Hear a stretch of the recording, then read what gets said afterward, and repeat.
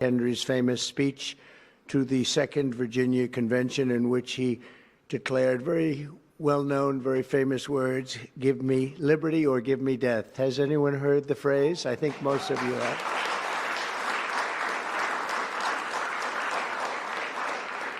And moments ago, I also signed an executive order to dramatically increase production of critical minerals and rare earths. It's a big thing in this country, and as you know, we're also signing agreements in various locations to unlock rare earths and minerals and lots of other things all over the world, but in particular Ukraine. We're doing very well with regard to Ukraine and Russia, and one of the things we are doing is signing a deal very shortly with respect to rare earths with Ukraine, which they have tremendous value in rare earth, and we appreciate that.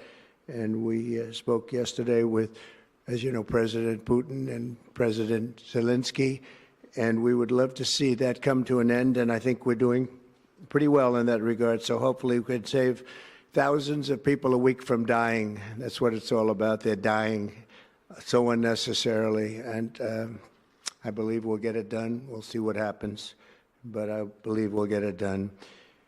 Today we take a very historic action that was 45 years in the making. In a few moments, I will sign an executive order to begin eliminating the Federal Department of Education once and for all.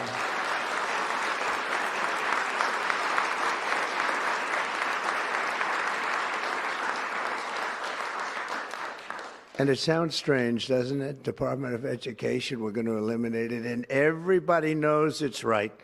And the Democrats know it's right, and I hope they're going to be voting for it, because ultimately it may come before them, but everybody knows it's right, and we have to get our children educated. We're not doing well with the world of education in this country, and we haven't for a long time. And we're pleased to be joined today by the woman who I chose because she's an extraordinary person.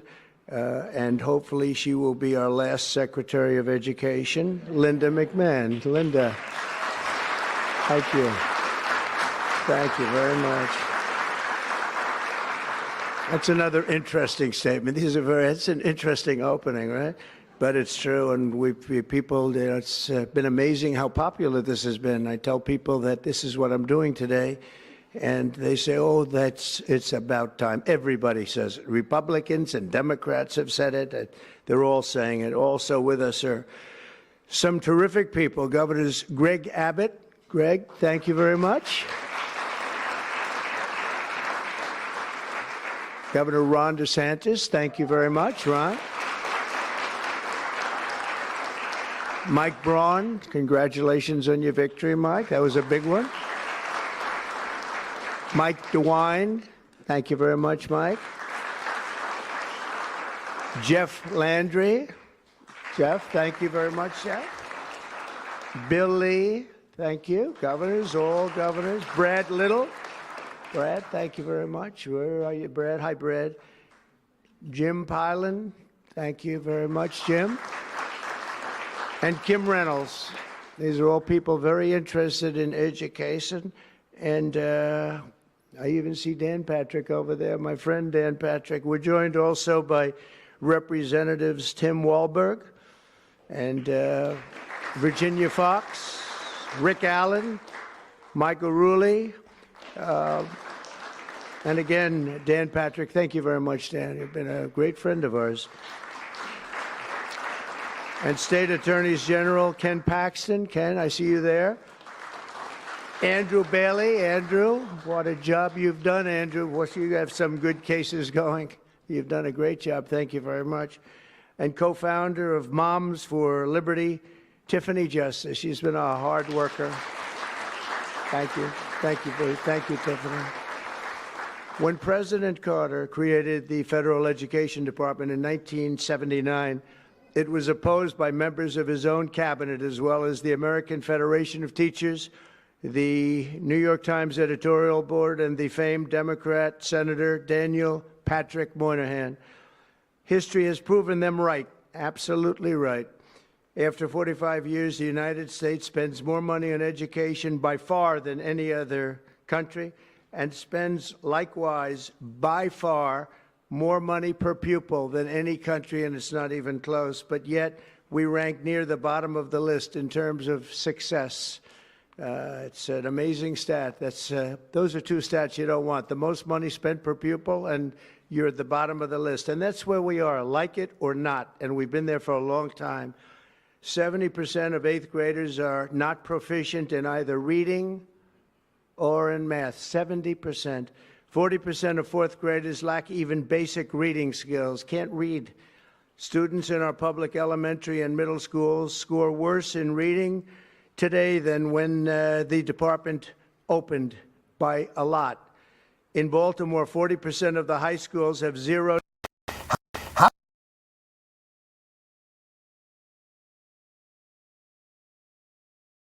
Adding a few numbers together.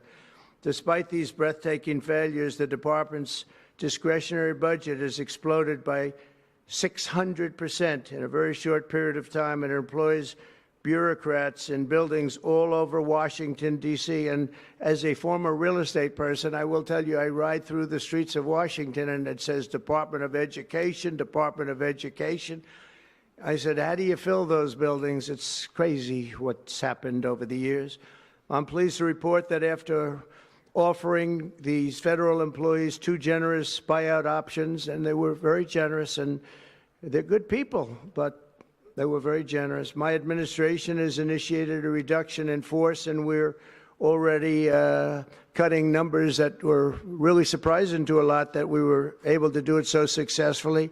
And we've cut the number of bureaucrats in half. 50% have taken office, which is great. Thank you. Under the action I'm taking today, a small handful of Democrats and others that we have employed for a long time, and there are some Republicans, but not too many, I have to be honest with you. But the department's useful functions, and such as, and they're in charge of them, Pell Grants, Title I funding, resources for children with disabilities and special needs will be preserved, fully preserved. They're all going to be so. If you look at the Pell Grants, it's supposed to be a very good program, Title I funding and resources for children with special disabilities and special needs. They're going to be preserved in full and redistributed to various other agencies and departments that will take very good care of them. And that's very important to Linda, I know, and it's very important to all of us. But beyond these core necessities, my administration will take all lawful steps to shut down the department. We're going to shut it down and shut it down as quickly as possible. It's doing us no good. We want to return our students to the states where just some of the governors here are so happy about this. They want education to come back to them, to come back to the states, and they're going to do a phenomenal job. You know, if you look, Denmark, Norway, Sweden, I have to tell you, I give them a lot of credit. China's top 10. And so we can't now say that bigness is making it impossible to educate, because China is very big. But you have countries that do a very good job in education. And I really believe, like some of the governors here today, from states that run very, very well, including a big state like Texas, but states that run very well are going to have education that will be as good as Norway, Denmark, Sweden, and those top, Finland, those top countries that do so well with education. I think they'll do every bit as well. And what do you think about that, Governor? Do you agree? Huh? I think so. Ron, do you agree? I think so. Florida? Iowa? That's right. I really believe that. They'll be as good as any of them. And then you'll have some laggards, and we'll work with them. And we can all tell you who the laggards will be right now, probably, but let's not get into that.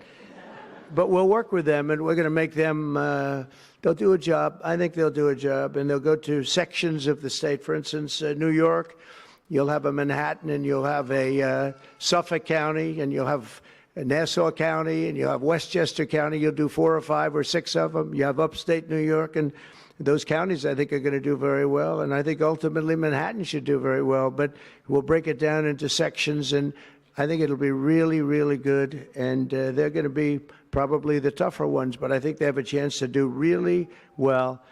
but we're going to be returning education very simply back to the states where it belongs, and this is a very popular thing to do, but much more importantly, it's a common sense thing to do, and it's going to work. Absolutely, it's going to work, and I can tell you from dealing with the governors and others in the state, they want it so badly. They want to take their children back and really teach their children individually. Probably the cost will be half, and the education will be maybe many, many times better. So we look forward to this. I want to just make one little personal statement. Teachers, to me, are among the most important people in this country, and we're going to take care of our teachers. And I don't care if they're in the union or not in the union. That doesn't matter. But we're going to take care of our teachers, and I believe the states will take actually better care of them than they are taken care of right now. They'll work all sorts of systems and even merit systems. Those great teachers are going to be maybe a little bit better rewarded, or maybe that's the way it should be, but the states are going to make that decision. But we're going to love and cherish our teachers along with our children, and they're going to work with the parents, and they're going to work with everybody else, and it's going to be an amazing thing to watch, and it's really going to be something special. And Linda, you're presiding over something that's so important, and you're going to do a fantastic job, just like you have your whole life. I know your whole life I've been watching you. I've been watching you for a long time. She's had nothing but success. So it's tremendous to have you, and hopefully you won't be there too long, but we're going to find something else for you, Linda, okay? So this will conclude what we are talking about with respect to our most cherished group of people, and that's our children. We want to have our children well educated. We want them to love going to school. We have examples of it. Look at those beautiful, bright-eyed faces. They are so smart. They're so smart. And with that, I'm going to come down, and we're going to sign a very important document, and we're going to be on our way. People have wanted to do this for many, many years, for many, many decades. And I don't know, no president ever got around to doing it, but I'm getting around to doing it, so thank you very much.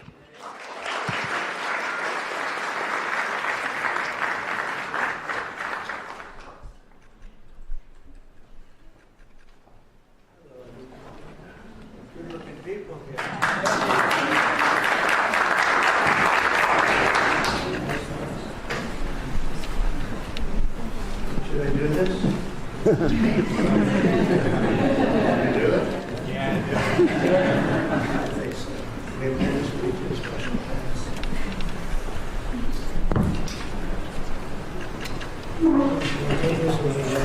It was very lucky. I signed another document that turned out to be very good for the country, and I said, let's use that same pen. I don't know, is anybody superstitious? Ron, are you superstitious? Let's use that same pen.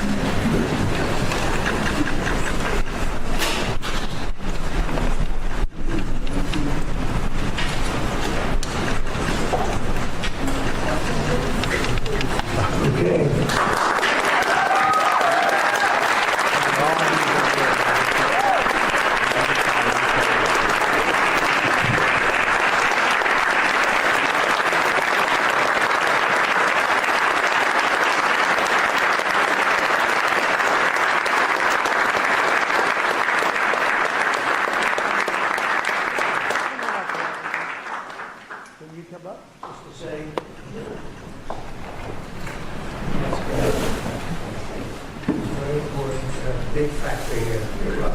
Good luck, sir.